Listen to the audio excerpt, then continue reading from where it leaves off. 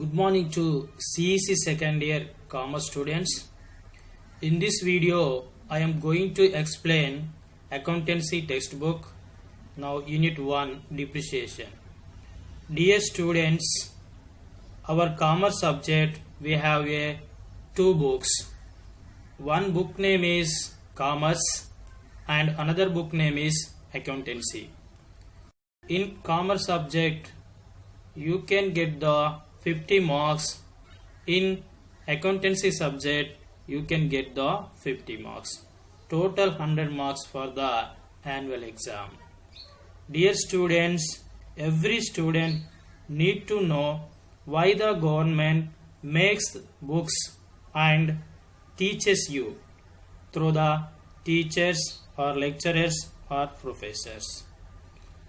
Do you know, students, why you are studying? Just simple to know the unknown matters. My dear students, I am going to explain in accountancy subject. This is our accountancy syllabus. We have 5 units in the accountancy textbook. Now unit 1 depreciation, unit 2 consignment accounts, unit 3 accounts of not for profit organization, unit 4 partnership accounts, unit 5 computerized accounting system. Dear students, in our textbooks, in our commerce textbooks, all units are just related to business organization. When you are read the every unit, just you have to imagination any business organization. So in this video I am going to explain unit 1 depreciation. My dear students, every business organization in this visuals, these are all business organizations like Apple company, Google company, Microsoft, Samsung and Coca-Cola. Every business organization must do the final accounts. Why? Because to pay the tax to the government. Dear students, ఇక్కడ చూడండి, ప్రతి ఒక్క వ్యాపార సంస్థ business organisation final accounts చేసి financial year ప్రకారము అంటే April 1 నుంచి మార్చి 31 వరకు ప్రతి కంపెనీలో ఎన్ని కొనుగోళ్ళు అయినాయి, ఎన్ని అమ్మకాలు అయినాయి అంటే purchase and sales, how many expenses, how many incomes, ఆ సంస్థ ఎంతైతే సంపాదిస్తుందో సంపాదించిన లాభంపై ఎంతో కొంత పర్సెంటేజ్ గవర్నమెంట్కు ట్యాక్స్ పే చేయాలి. దానికోసమే ప్రతి ఒక్క బిజినెస్ ఆర్గనైజేషన్ ఏం చేస్తుందంటే ఈ యొక్క ముగింపు లెక్కలు ఫైనల్ అకౌంట్స్ తయారు చేసుకుంటుంది. మరి అది ఎలా తయారు చేస్తుంది ఏంటిది అనేది ఈ వీడియోలో ఒకసారి బోత్ లాంగ్వేజ్తోని మనం ఒకసారి అయితే చూద్దాం. ఇక్కడ చూడండి, మన యొక్క సిలబస్ ప్రకారం చూసినట్లయితే డిప్రిషియేషన్. డిప్రిషియేషన్ అంటే ఇన్ తెలుగు మీనింగ్ తరుగుదల. ఇక్కడ చూడండి, వ్యూహాన్ని మనము ప్రతి వ్యాపార సంస్థనైతే ట్రేడింగ్ అకౌంట్ తయారు చేసుకుంటుంది, next profit and loss account తయారు చేసుకుంటుంది, అదేవిధంగా బ్యాలెన్స్ షీట్ తయారు చేసుకుంటుంది. ఇక్కడ మనం బ్యాలెన్స్ షీట్ తయారు చేసేటప్పుడు అయితే ఇక్కడ మిషనరీ ఫిక్స్డ్ అసెట్స్ ఏవైతే ఉంటాయో ప్రతి ఒక్క కంపెనీలో ఫిక్స్డ్ అసెట్స్ ఉంటాయి, మిషనరీ కానీ ఫర్నిచర్ కానీ. ఇక్కడ విజువల్లో చూడవచ్చు మనము మిషనరీ అంటే ఈ విధంగా మిషనరీ యంత్రాలు, మిషనరీ కానీ ప్లాంట్ కానీ ఆ విధంగా ఫర్నిచర్ కానీ మనం విజువల్లో చూసినట్టయితే మనము చూడవచ్చు. ఇక్కడ ప్రతి వ్యాపార సంస్థలో ఉన్న ఫిక్స్డ్ అసెట్స్ ఏవైతే ఉంటాయో వాటిపైన డిప్రిషియేషన్ అనేది ఏర్పడుతూ ఉంటుంది. మన ఇక్కడ డిప్రిషియేషన్ అనేది క్యాలిక్యులేట్ చేసి ప్రాఫిట్ అండ్ లాస్ అకౌంట్లో మనము వేయడం జరుగుతూ ఉంటుంది. ఇక్కడ డిప్రిషియేషన్ అండ్ మిషనరీ 600 అని, డిప్రిషియేషన్ అండ్ ఫర్నిచర్ 900 అని మనము ఫైనల్ అకౌంట్స్ తయారు చేసేటప్పుడు అయితే మనం ఇక్కడ వేస్తాం. మరి ఇక్కడ చూడండి, డిప్రిషియేషన్ అనేది అసలు ఎందుకు ఏర్పడుతుంది, తరుగుదల అనేది ఎందుకు ఏర్పడుతుంది. ఒకసారి నేను విజువల్లో అయితే చూపెడుతున్నాను మై డియర్ స్టూడెంట్స్. ఇక్కడ చూడండి, ఫర్ ఎగ్జాంపుల్ మీరు ఒక బైక్ పర్చేజ్ చేసేయాలనుకుందాం. పర్చేజ్ చేసినప్పుడు బైక్ యొక్క కాస్ట్ 80,000 ఉన్నా అనుకుందాం. తర్వాత ఒక 1 year లేదా 2 years మీరు దాన్ని వాడారు, అంటే దాన్ని యూజ్ చేశారు. యూజ్ చేసిన తర్వాత అదే బైక్ 80,000కి పర్చేజ్ చేసిన బైక్ 2 years తర్వాత మనము సేల్ చేస్తే మళ్ళీ 80,000కి ఎవరైనా పర్చేజ్ చేస్తారా? చెయ్యరు. ఎందుకంటే ఒక యంత్రాన్ని, ఒక మిషనరీ మనం వాడుతున్న కొద్దీ ఆ ఆస్తి యొక్క విలువ, ఆ అసెట్ యొక్క వాల్యూ అనేది రెడ్యూస్ అవుతుంది, అంటే తగ్గుతూ పోతా ఉంటుంది. 80,000 పెట్టి పర్చేజ్ చేసిన ఒక బైక్ని 2-3 years వాడిన తర్వాత అది 50,000కా లేదా 40,000కా సేల్ అనేది అవుతుంది. ఇక్కడ మనం ఒక ఫిక్స్డ్ అసెట్స్, ఒక యంత్రాన్ని మనము కొన్నప్పుడు ఎంత ఉంది, ప్రతి సంవత్సరం ఎవ్రీ ఇయర్ దాని యొక్క డిప్రిషియేషన్ ఎంత అవుతుందో క్యాలిక్యులేట్ చేయడమే మనకు డిప్రిషియేషన్లో ఉన్న ఈ యొక్క చాప్టర్ యొక్క మీనింగ్. మనకి ఇక్కడ చూడొచ్చు, ఈ డిప్రిషియేషన్ యొక్క మనకు ఈ చాప్టర్ యొక్క మీనింగ్ ఏంటిదంటే, ఈ చాప్టర్ని రీడ్ చేస్తే మనము ప్రతి బిజినెస్ ఆర్గనైజేషన్లో ఉన్న ఫిక్స్డ్ అసెట్స్ పైన డిప్రిషియేషన్, తరుగుదల అనేది ఏ విధంగా వాళ్ళు క్యాలిక్యులేట్ చేస్తున్నారో మనం ఇందులో నేర్చుకోబోతున్నాం. ఓకేనా? Now all of you students please listen carefully. I am explain very clarity with visuals.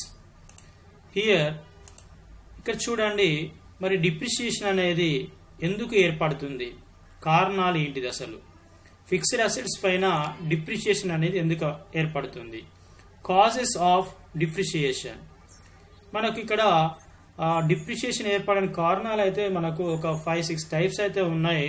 First one చూసినట్లయితే ఇక్కడ wear and tear. The decrease in the value of the fixed asset due to the constant use is said to be wear and tear. అంటే ఏదైతే ఒక fixed assets ఉంటుందో వ్యాపార సంస్థలో, అవి Motors కావచ్చు, ప్లాంట్స్ కావచ్చు, ఫర్నిచర్ కావచ్చు, ప్రతి సంవత్సరం వాడుతూ ఉండడం వల్ల ఆ ఆస్తి అనేది అరుగుతుంది, తరుగుతుంది, తరుగు.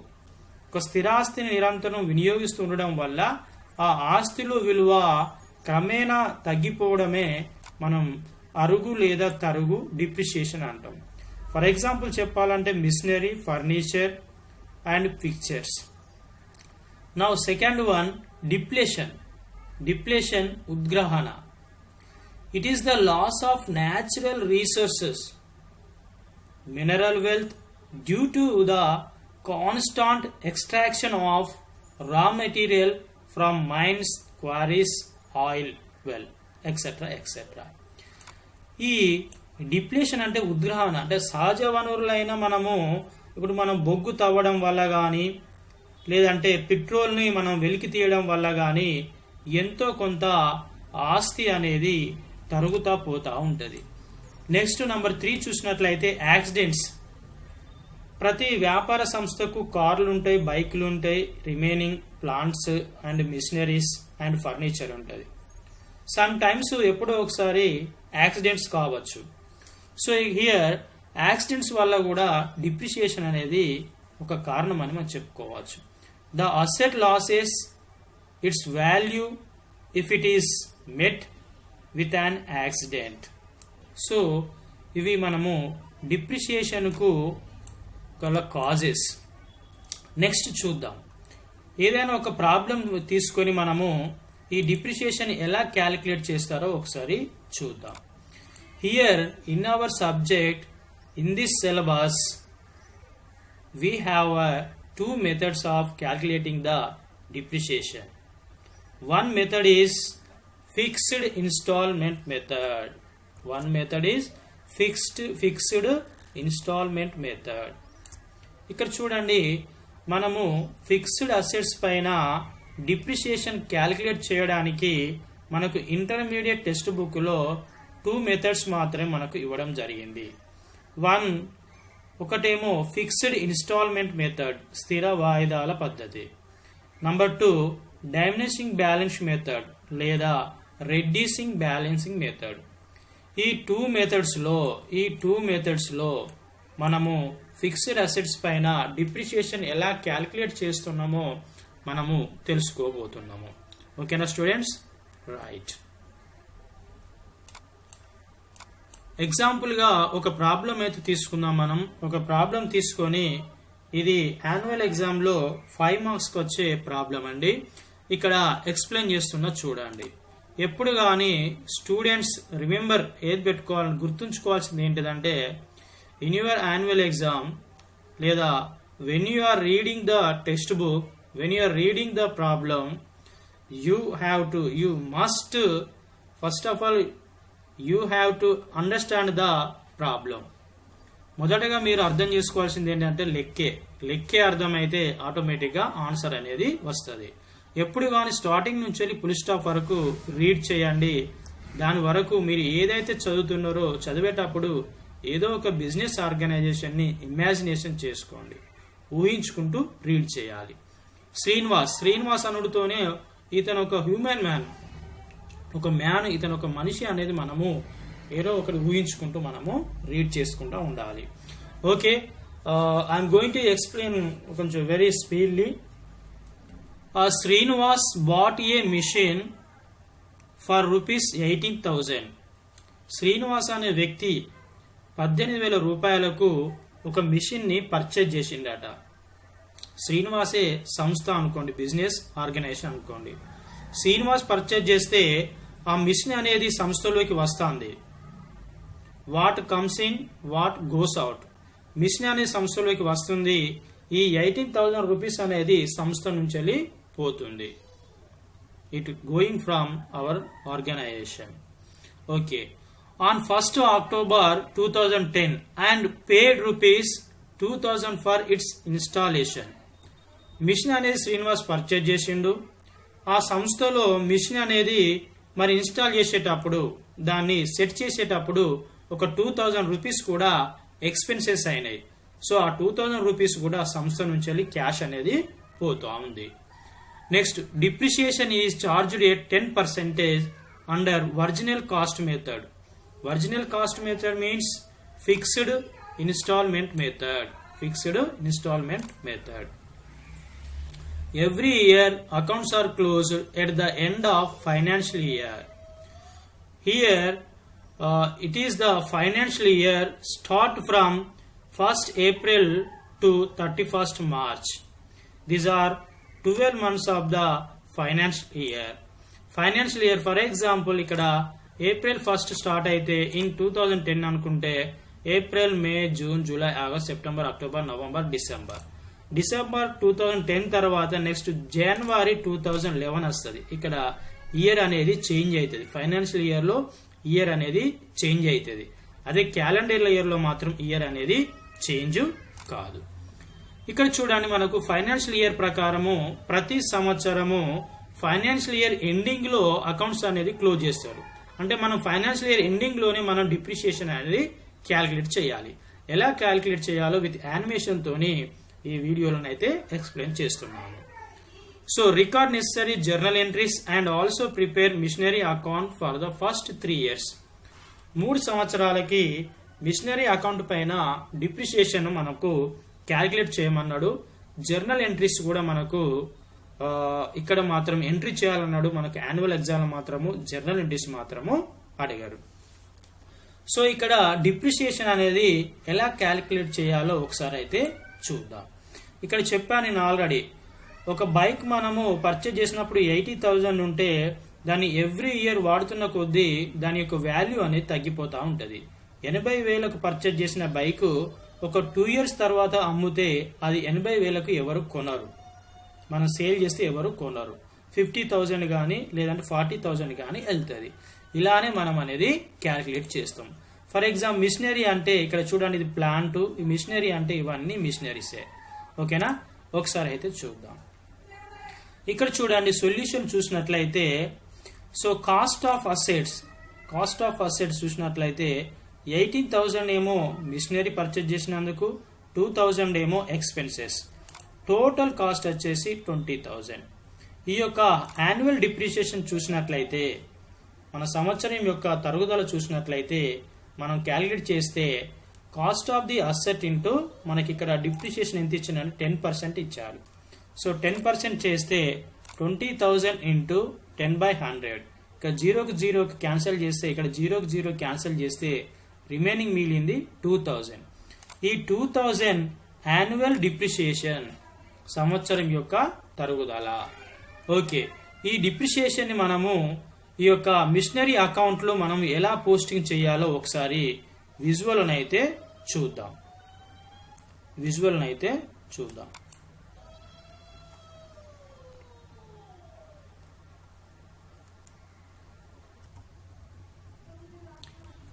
ఇక్కడ చూడండి, every business organization must do the final accounts. Why business organization prepare the final accounts? To pay the tax to the government. ఇక్కడ చూడండి, ప్రతి వ్యాపార సంస్థ ఫైనల్ అకౌంట్స్ అనేది తయారు చేసుకోవాలి. అందులో trading account, profit and loss account, balance sheet, ఇవి 3 తయారు చేసి వచ్చిన లాభం పైన ప్రభుత్వానికి, గవర్నమెంట్కి అయితే ట్యాక్స్ పే చేయాలి. పే చేయకపోతే ఆ యొక్క కంపెనీకి పర్మిషన్ అనేది ఇవ్వరు. ప్రోడక్ట్స్ తయారు చేసేటప్పుడు కానీ, తయారు చేసిన ప్రోడక్ట్స్ ని పర్చేజ్ చేసి సేల్ చేసినా కూడా. మరి ఫైనల్ అకౌంట్స్ తయారు చేయాలంటే ట్రయల్ బ్యాలెన్స్ కావాలి. ట్రయల్ బ్యాలెన్స్ తయారు చేయాలంటే లెడ్జర్ పోస్టింగ్ కావాలి. లెడ్జర్ పోస్టింగ్ తయారు చేయాలంటే జర్నలైజింగ్ కావాలి. జర్నల్ ఎంట్రీస్ పోస్ట్ చేయాలంటే బిజినెస్ ట్రాన్సాక్షన్స్ కావాలి. వీటన్నిటిని కలిపి ఏమంటారంటే అకౌంటింగ్ సైకిల్ అంటారు. ఇక్కడ చూడండి, in this problem Srinivas bought a machine for rupees 18,000 on 1st October 2010 and paid rupees 2,000 for its installation. This is the business transaction. ఇక్కడ శ్రీనివాస్ అనే వ్యక్తి మిషనరీ అనేది పర్చేజ్ చేసిండు. పర్చేజ్ చేస్తే మిషనరీ అనేది సంస్థలోకి వస్తుంది. So how we are writing the journal entries in the journal proforma. ఇక్కడ చూడండి, మనము జర్నల్ ఎంట్రీస్ ఎలా రాస్తామో మీకు ఆల్రెడీ ఫస్ట్ ఇయర్ లో నేర్చుకున్నారు. ఇక్కడ చూసినట్లయితే మిషన్ అనేది సంస్థలోకి వస్తుంది కాబట్టి, so rules of debit and credit, as per rules of debit and credit, as per the real account principle, debit the what comes in, credit what goes out.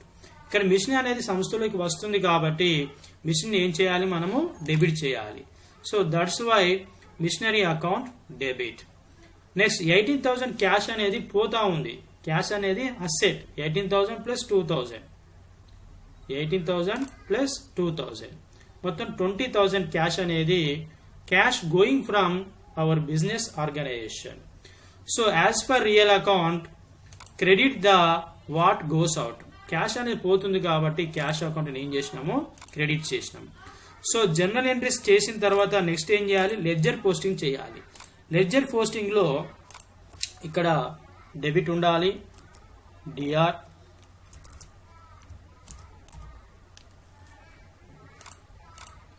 ఇక్కడ credit ఉండాలి, సిఆర్. ఇక్కడ చూడండి, this is the ledger proforma. Machinery account.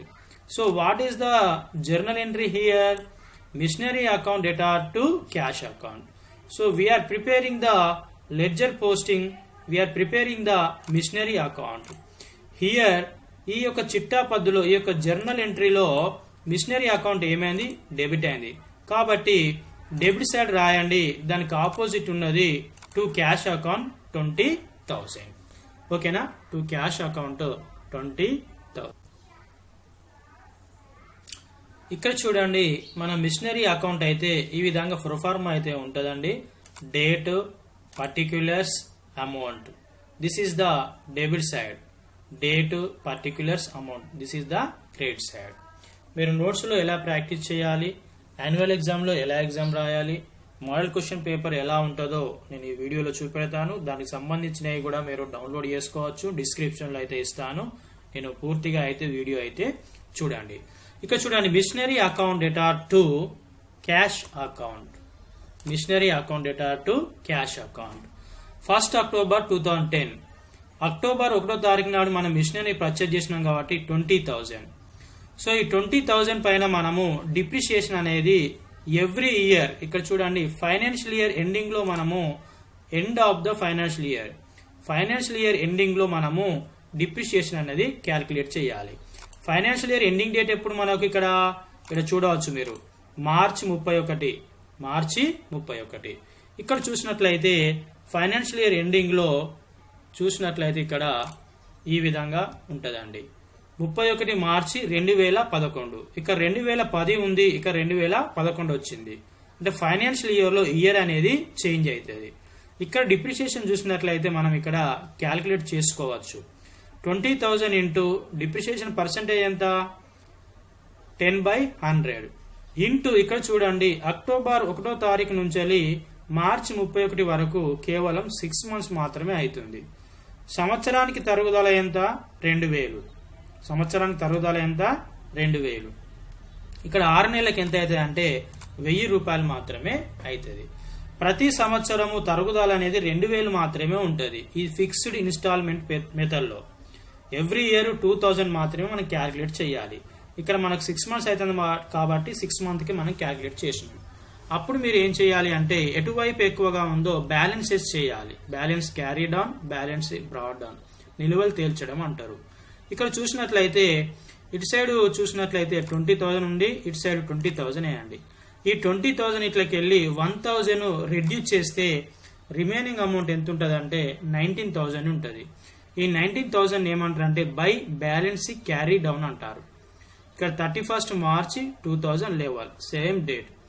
ఇది ఇక్కడికి ఒక financial year ending అయిపోయింది, ఒక year అయిపోయింది. మనకి ఇక్కడ ఏమన్నాడు ఫస్ట్ 3 years చేయమన్నాడు. డిప్రిషియేషన్ అనేది 3 years చేయమన్నాడు.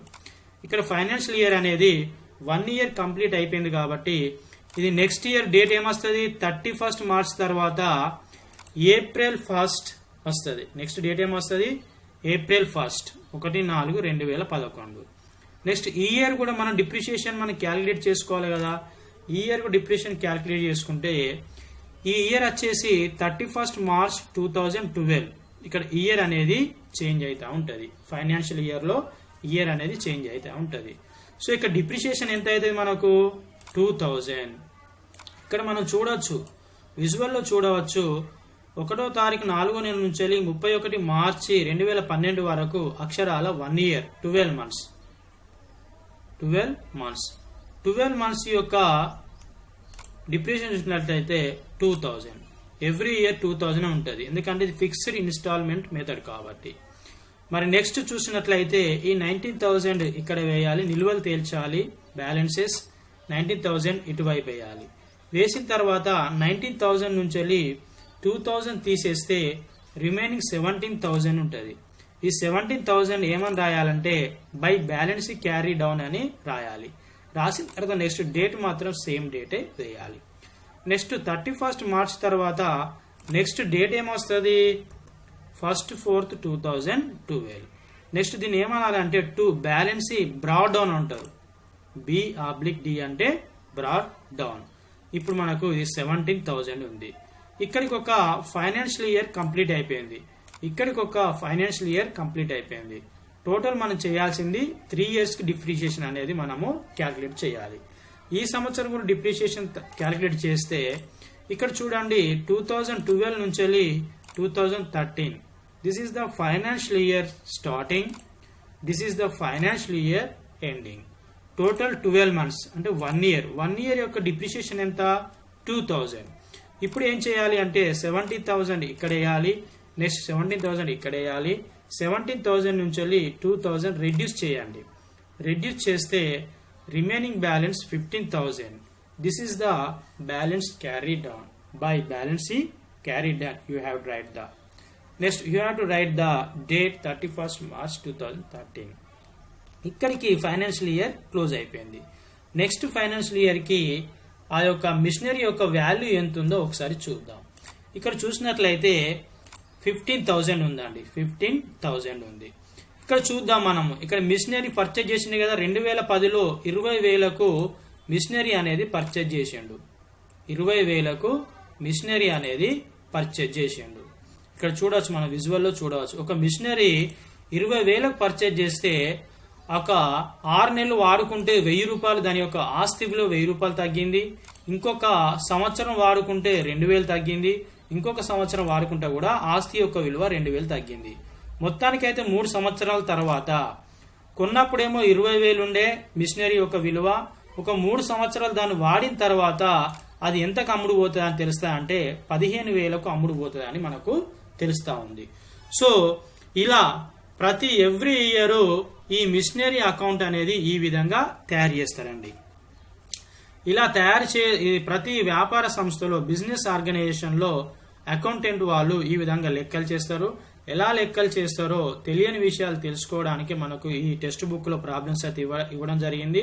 First I said to you, all of you, so why you are studying to know the unknown matters just only. ఓకేనా?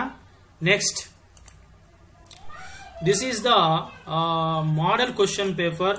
ఇది లాస్ట్ ఇయర్ మార్చ్ 2020లో వచ్చిన యాన్యువల్ ఎగ్జామ్ క్వశ్చన్ పేపర్. ఈ model question paper ఈ విధంగా ఉంటుంది. మనకు ఈ మోడల్ క్వశ్చన్ పేపర్లో మనకు ఈ యొక్క డిప్రిషియేషన్ ప్రాబ్లం వచ్చేసి 22, క్వశ్చన్ నంబర్ 22. దీనికి ఎన్ని మార్క్స్ కేటాయిస్తారంటే మనకు ఇక్కడైతే చూడొచ్చు మనకి ఎన్ని మార్క్స్ కేటాయిస్తారో. ఇక్కడ చూసినట్లయితే మనకు ఇక్కడ 2 × 5 10 మార్క్స్. అంటే ఈ యొక్క 21 క్వశ్చన్కి 5 మార్క్స్, అదేవిధంగా 22 క్వశ్చన్కి కూడా 5 marks. Srinivas bought a plant and machinery on 1st April. Same problem వచ్చింది, అమౌంట్లు మాత్రమే చేంజ్ అయినాయి. This is the model question paper. ఈ యొక్క క్వశ్చన్ పేపర్ ను కూడా మీరు డౌన్లోడ్ చేసుకోవచ్చు. I have given the link in the description. You can download from the description. Next చూసినట్లయితే ఇది వచ్చేసి కీ పేపర్ అండి. ఇక్కడ చూడండి, మీరు యాన్యువల్ ఎగ్జామ్ రాసిన తర్వాత మేమైతే మీ యొక్క ఆన్సర్ పేపర్లో అయితే వాల్యుయేషన్ చేస్తాం కదా, వాల్యుయేషన్ సెంటర్లో ఇచ్చే కీ పేపర్ అండి. ఇక్కడ చూసినట్లయితే మాకు ఇది ఎప్పటి యొక్క కీ పేపర్ అంటే మొన్ననే రీసెంట్లీ మార్చి 2020 యొక్క కీ పేపర్. ఇక్కడ క్వశ్చన్ పేపర్ చూసినట్లయితే కీ పేపర్ అయితే ఈ విధంగా ఉంటుందండి. కీ పేపర్ అంటే ఏ క్వశ్చన్ కి విద్యార్థులు ఎంత అయితే ఆన్సర్ చేస్తారో ఆ ఆన్సర్ కి దేనికి ఎన్ని మార్కులు వేయాలి అనేది ఈ యొక్క కీ పేపర్ అండి. ఈ కీ పేపర్ ప్రకారమే మేమైతే వాల్యుయేషన్ చేస్తామండి. ఇక్కడ చూసినట్లయితే మనకు 22 క్వశ్చన్ కదండి. ఈ కీ పేపర్ లో చూసినట్లయితే 22 క్వశ్చన్ లో ఇక్కడైతే మనకు చూడవచ్చు. 22 క్వశ్చన్ లో అయితే మనకైతే చూడవచ్చు. ఇక్కడ ఈ క్వశ్చన్ లో చూడండి, దీనికైతే ఇక్కడ 5 మార్క్స్ కేటాయించారండి. 5 మార్క్స్ ఈ విధంగా చూడండి. డేట్, పర్టిక్యులర్స్, అమౌంట్, ఈ విధంగా 3 years అయితే వాళ్ళైతే క్యాలిక్యులేట్ అయితే చేయడం జరిగింది. ఇలా చేస్తే మీకు ఇచ్చే మార్క్స్ ఎన్ని? 5 మార్క్స్. లైవ్ గా చూపెడుతున్న ప్రతి ఒక్కటి విద్యార్థులు గమనించాలి. ప్రతి ఒక్కటి లైవ్ గా చూపెడుతున్నాను. ఓకేనా? మరి మీరు నోట్స్ లో ప్రాక్టీస్ చేసుకునేటప్పుడు ఫస్ట్ ఒక లైన్ డ్రా చేసిన తర్వాత ఎక్కడైతే మీకు మిడిల్ పాయింట్ ఉంటుందో ఆ మిడిల్ పాయింట్ కాడ ఒక లైన్ డ్రా చేయండి. డ్రా చేసిన తర్వాత this is the debit part, this is the credit part. ఇక్కడ చూడండి ప్లాంట్ అండ్ మిషనరీ అకౌంట్ అని మీరు ఎంటర్ చేయండి. నెక్స్ట్ అయితే ఈ విధంగానైతే మీరు ప్రొఫార్మాను అయితే డ్రా చేసుకోవచ్చు. This is the debit side, this is the credit side. So ఇలా డ్రా చేసుకొని మీ యొక్క నోట్స్ లో అయితే మీరు ప్రాక్టీస్ చేసుకోండి. టెక్స్ట్ బుక్స్ ముందు పెట్టుకొని దీనికి రిలేటెడ్ అయితే ప్రాబ్లమ్స్ అయితే మీరు డ్రా ప్రాబ్లమ్స్ అయితే మీరు లెక్కలు అయితే చేయండి. నెక్స్ట్ చూసినట్లయితే దిస్ ఈస్ ద ఈ విజువల్ లో కూడా చూడవచ్చు. ఇది మీరు యాన్యువల్ ఎగ్జామ్ లో రాసే ఆన్సర్ బుక్లెట్. ఈ ఆన్సర్ బుక్లెట్ లో కూడా మీరు లెక్క ఎలా చేయాలో నేనైతే ఒకసారి చూపెడుతున్నాను. ఇక్కడ చూడండి, మీరు ఆన్సర్ బుక్ లో ఈ విధంగానైతే మీరు ప్రాబ్లం అయితే చేయవచ్చు. మనకు యాన్యువల్ ఎగ్జామ్ లో ఆన్సర్ బుక్లెట్ ఉంటుంది. ఆన్సర్ బుక్లెట్ లో మీరు ఈ విధంగా చేస్తే మీకు వచ్చే మార్క్స్ ఎన్ని అంటే 5 మార్క్స్ అండి. మీకు వచ్చే మార్క్స్ ఎన్ని? 5 మార్క్స్. మీరు ఈ విధంగా ఆన్సర్ బుక్ లో ఈ విధంగా లెక్క చేస్తే మీకు ఇచ్చే మార్క్స్ ఎన్ని అంటే అన్ని కరెక్ట్ ఉంటే దీనికి 5 మార్క్స్ అయితే మేము వేయడం జరుగుతూ ఉంటుంది ఎవ్రీ లెక్చర్. నెక్స్ట్ చూసినట్లయితే ఈ విధంగా ఉన్న తర్వాత దీనికి సంబంధించిన టోటల్ మన కామర్స్ అండ్ అకౌంటింగ్ సంబంధించిన టోటల్ మెటీరియల్ అయితే నేను ప్రిపేర్ చేశానండి. ఇక్కడ మీరు విజువల్లో చూడవచ్చు. This is the common second year study material. ఈ మెటీరియల్ జస్ట్ ఓన్లీ 5 పేపర్స్ లో మీరు జిరాక్స్ తీసుకోవచ్చు.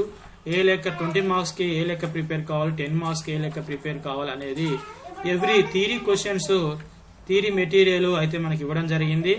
లాస్ట్ 2020 మార్చ్ ఎగ్జామ్స్ లోనైతే 95 మార్క్స్ అయితే ఈ మెటీరియల్ నుంచి రావడం జరిగింది. కేవలము 5 పేపర్స్ తోని మీరు జిరాక్స్ తీసుకోవచ్చు.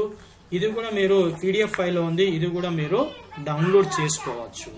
So I have given the link in the description. You can download from the description.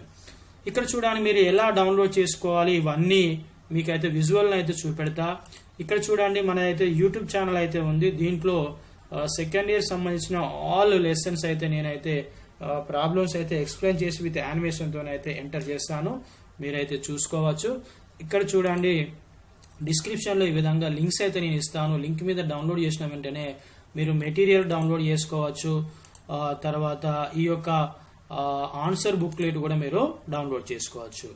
Okay students, if you understand very clarity my explanation, please subscribe my channel and like and share the your friends also. Thank you, thanks a lot all of you. Thank you so much.